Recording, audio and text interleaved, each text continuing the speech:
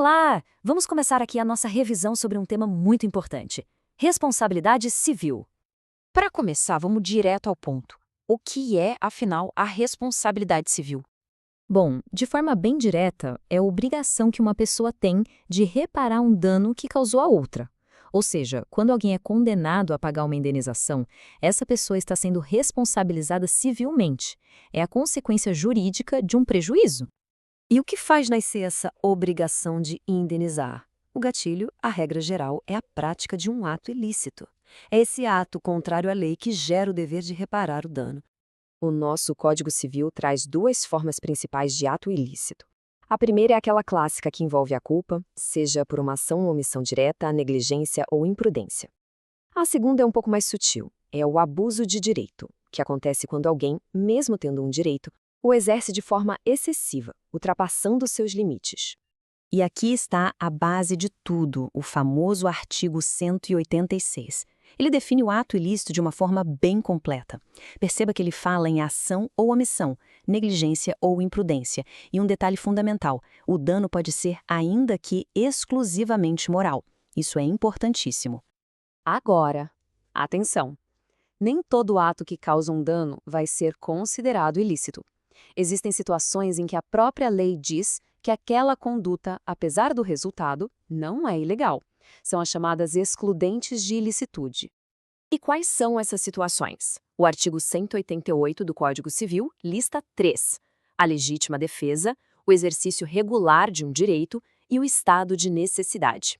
No estado de necessidade, alguém destrói um bem para afastar um perigo maior e iminente.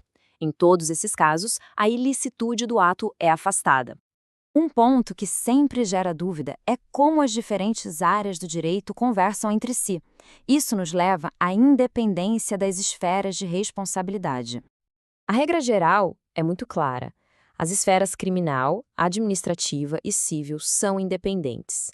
Isso quer dizer que uma decisão em uma delas, a princípio, não vincula a decisão nas outras. Uma pessoa pode ser absolvida no crime e, mesmo assim, ser condenada a pagar uma indenização no civil. Mas será que essa independência é absoluta? Ou será que existem situações em que a decisão de uma esfera, especialmente a criminal, acaba sim impactando o processo civil? Sim, existem exceções importantes. As duas principais são a influência da coisa julgada criminal na esfera civil e a questão da prescrição. O artigo 935 explica a primeira exceção. Se lá no processo criminal ficar decidido que o fato não existiu ou que determinada pessoa não foi a autora do crime, essa decisão faz coisa julgada e tranca a discussão no civil. Não se pode mais discutir esses pontos na ação de indenização. A segunda exceção, do artigo 200, é uma proteção para a vítima. Enquanto o fato estiver sendo apurado no juízo criminal, o prazo de prescrição para a ação civil fica suspenso. Ele só começa a contar a partir da sentença definitiva no processo criminal. Vamos tratar agora de um tópico bem específico, que é responsabilidade civil da pessoa que a lei considera incapaz. A responsabilidade do incapaz é diferente. Ela tem 5 características marcantes. Ela é subjetiva, limitada, mitigada, equitativa e, muito importante, subsidiária. Isso tudo cria um regime de proteção. O que significa essa responsabilidade ser subsidiária?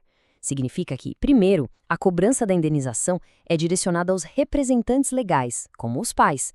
O patrimônio do incapaz só será usado para pagar o dano se esses representantes não tiverem como pagar a conta toda. Toda essa lógica forma o que podemos chamar de um limite humanitário ao dever de indenizar. É uma busca pelo equilíbrio entre o direito da vítima à reparação e a necessidade de proteger a subsistência e a dignidade da pessoa incapaz. E essa discussão nos deixa com uma reflexão central. Como o princípio da equidade que guia a decisão do juiz nesses casos consegue harmonizar esses dois pontos tão sensíveis, o direito da vítima de ser ressarcida e a proteção fundamental à dignidade da pessoa incapaz. É a busca constante por essa justiça equilibrada que move o direito civil.